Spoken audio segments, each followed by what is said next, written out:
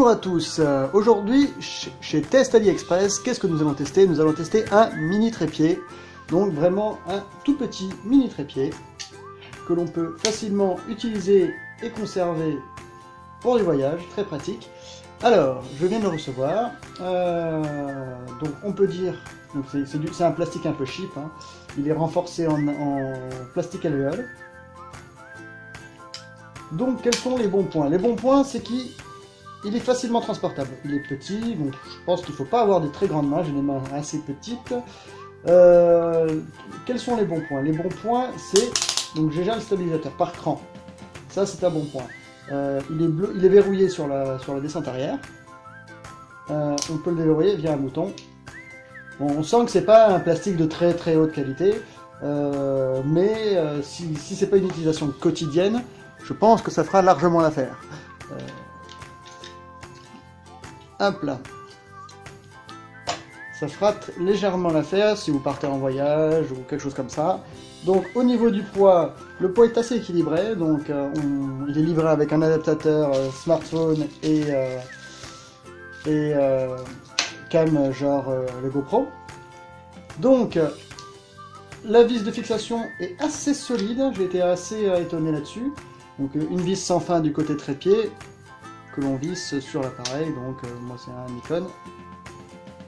Ne pas se gourer de sens. Hop, c'est celui-là. Donc ça se verrouille plutôt bien. Il tient bien. Il y a un jeu au niveau du plastique lui-même, mais sinon ça tient bien. On peut dire qu'il n'y a pas de problème. Ah, si vers l'avant. Après, sur ce gros appareil, il vaut mieux le mettre dans l'autre sens pour qu'il ait une meilleure stabilité. Donc, en l'occurrence, je peux faire des photos dans tous les sens. Il tiendra bien pour votre prise. Vous pouvez voir.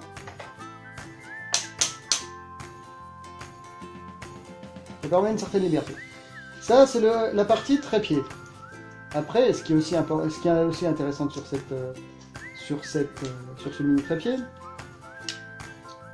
c'est qu'il est facilement transportable et facilement utilisable en tant que, pas stabilisateur, parce qu'il n'a pas de stabilisation d'axe, mais en tant que poignée de transport ou pour viser. Donc, à partir du moment où vous l'avez bien fixé, il est facilement utilisable. Réglable au niveau de la hauteur, ça permettrait d'avoir une stabilité. Alors comment on se sent avec? On sent... C'est plus à utiliser avec un smartphone qu'avec un vrai appareil assez lourd.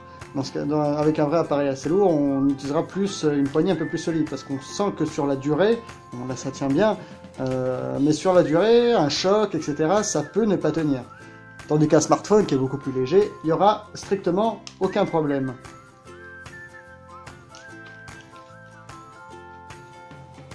Donc l'avantage c'est qu'on peut le tourner et le porter comme on veut.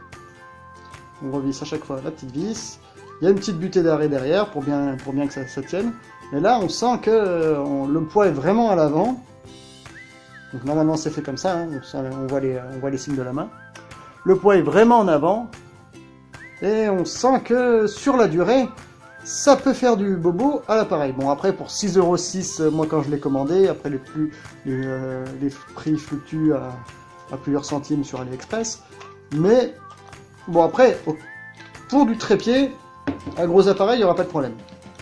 Mais pour le tenir à la main comme ça, en tant que simili stabilisateur, je déconseillerais sur un gros appareil parce que ça va pas tenir sur la durée, ça va tenir une fois, deux fois, trois fois. Le plastique, c'est pas pour 6,06 €, vous pouvez pas avoir un plastique vraiment renforcé. Donc là déjà c'est pas un plastique plein, là c'est deux bouts en plastique qui sont vissés. Donc c'est pas non plus, c'est du plastique creux. Hein. Voilà, mais après avec un smartphone, là je vais pas tester parce que j'ai pas l'adaptateur ici, mais avec un smartphone, ça tient très bien, c'est léger et ça peut être pratique. C'est plus à